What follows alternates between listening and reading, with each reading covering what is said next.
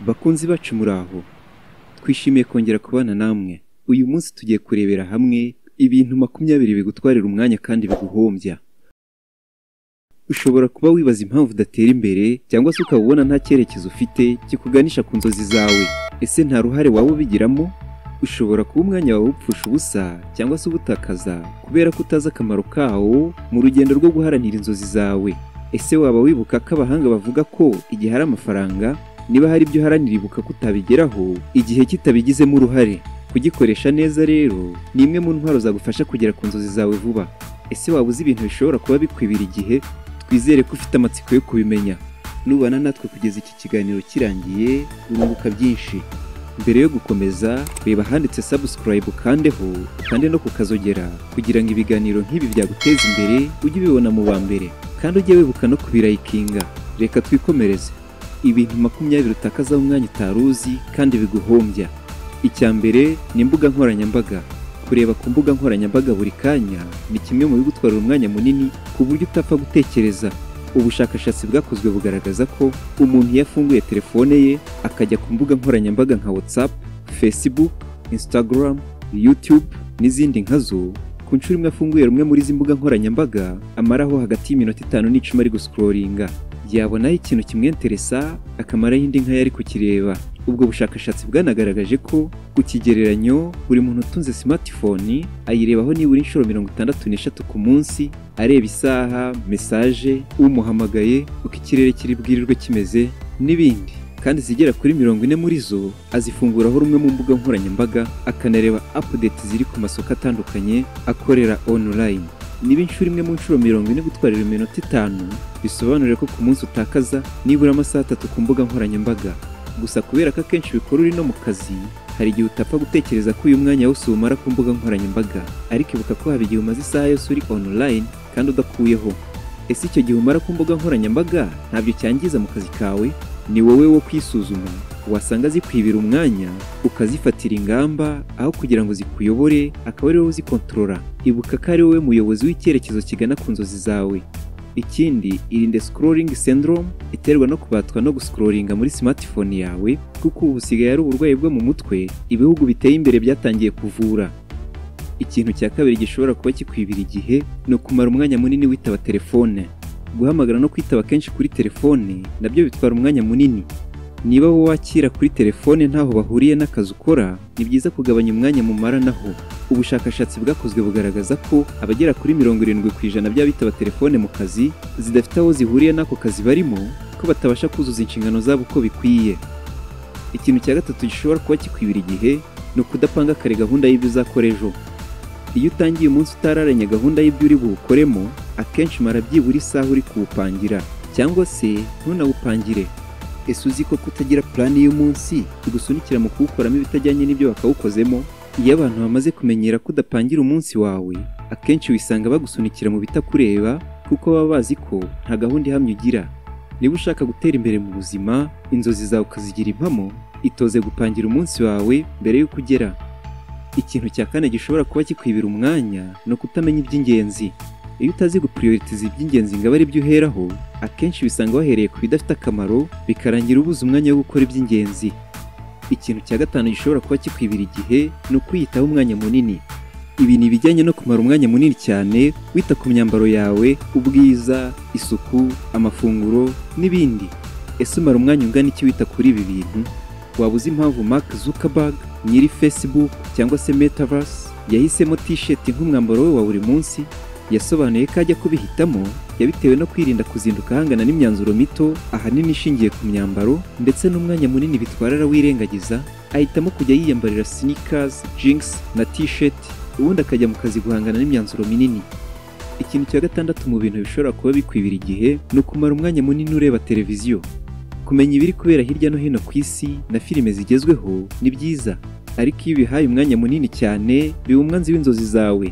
Ubushakashatsi bugaragaza ko igihe gikwiye wakamaze kuri televiziyo kidakwiye kurenza isaha 1.5 ku munsi. Niba ujya ukirenza, menya ko hari umwanya uri kwangiza. Ikintu cya karindwi gituma umwanya wawe wangirika no gutinda kuryama. Ese uzi ko gutinda kuryama no kuryama amasaha make bigira ingaruka mbi ku kuntu uzakoresha umunsi w'ejo? Iyo ufite ibintu bikomeye uzakora, ni byiza kuryama kare kuko bigufasha kuzinduka kandi ukirirwa n'imbaraga n'akanyamuneza. Umuherwe w'umunyamerika Jeff Bezos, nyir'urubuga rukomeye rukorerwaho ubucuruzi rwitwa Amazon, yasobanuye ko kuryama kare ari imwe mu ntwaro zikomeye yakoresheje kugira ngo agere ku nzozi zose yihaye. Isaha ya kure aryamaho ni 4:30 z'ijoro. Ibi bikaba bimufasha kubyuka saa 12 za mu gitondo afite imbaraga zihagije, ari iz'umubiri ndetse n'izo mu mutwe. Ikintu cya munani kigutwarira umwanya utaruzi ni ukujya ku masoko kenshi. Niba utajya upanga ibyo ukeneye nibura mu gihe cy'icyumweru ngo bihahire rimwe, hari umwanya utakaza buri munsi uko ugiye ku isoko. Ubushakashatsi bwakozwe ku bantu bakunze kugurira ibintu online bugaragaza ko bamara nibura isaha buri munsi kuri izo mbuga bareba, bagura, banakira ibicuruzwa. Isaha ku munsi uri ku isoko ni nto se? Niyo waba wibereye iwawe cyangwa se uri mu kazi, ntibibura kugira ikintu gito bibangama ku byo ukora. Ikintu cya 9 kibangamira igihe cyawe ni ukwiha gahunda y'ibintu byinshi uri bukore.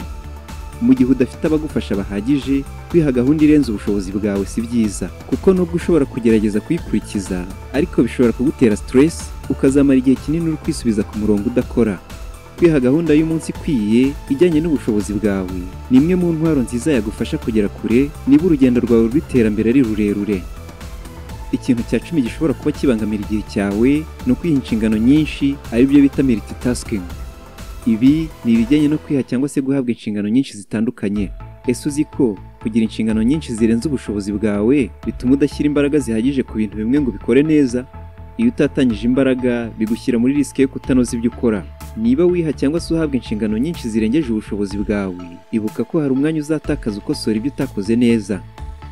Ikintu cya 11 gishobora kuba cyangiza igihe cyawe ni ukudakora ibyo wagakoze uyu munsi ukabyimurira ikindi gihe, ari byo bita procrastination. Gusunika ibyo wagakoze uyu munsi ukabyimurira ikindi gihe bitangira buhoro buhoro bikarangira bibaye ingeso. Iyo ubikora kenshi ni kimwe mu bituma utakaza umwanya wawe mu bitari ingenzi. Impamvu ni uko akenshi upanga gahunda z'ibyo uri bukore kubera target ufite.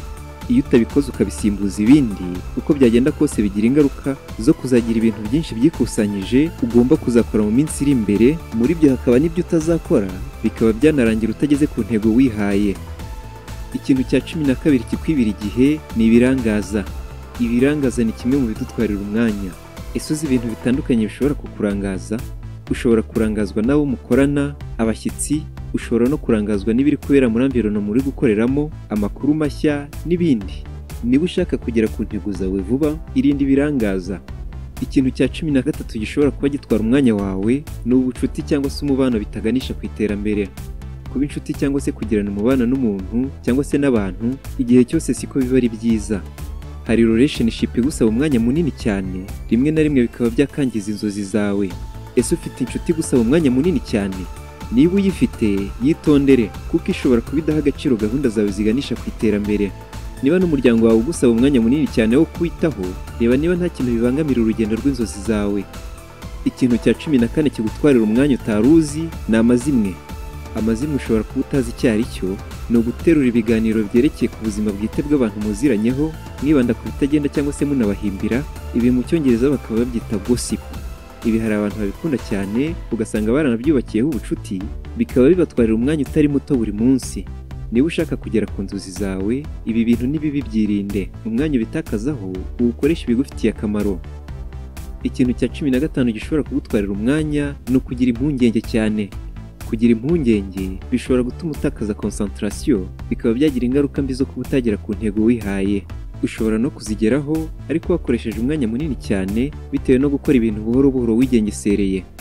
Ikintu cya 16 gishobora gutuma utakaza umwanya ni akavuyo n'akajagari. Abantu barangwa n'akavuyo bakunze kudakora ikintu ngo bakirangize neza, bava kuri kimwe bakajya ku kindi bakagaruka gutyo. No gukorera mu kajagari ari akaho ukorera, ndavuga ibijyanye na environment mukoreramo cyangwa se akajagari mu mikorere, ari byo bijyanye na gahunda y'akazi ipanze nabi. Ibi byose bishobora kugira ingaruka mu mikoreshereze y'igihe. Niba ushaka kwihuta mu iterambere, gerageza ibi bintu byirinde. Ikintu cya 17 kibangamira igihe cyawe ni ugutakaza motivation n'ubunebwe. Kutagira ubwira n'umwete mu byo ukora ni kimwe mu mikoreshereze mibi y'igihe, kuko bituma utakaza umwanya munini byitwa ko uri gukora kandi nta musaruro uhagije uri gutanga. Ibi uko byagenda kose bigira ingaruka zo kutagera ku ntego zawe vuba. Niba ubiterwa n'umunaniro, gira ubuka bihagije mbere yo kujya mu kazi. ushobora no kuba ubiterwa n'uko uri gukora ibyo udakunda cyangwa se no guhimana. Ikintu cya 18 gishobora kuba kigutwarira umwanya utari uzi ni ukubika nabi ibintu.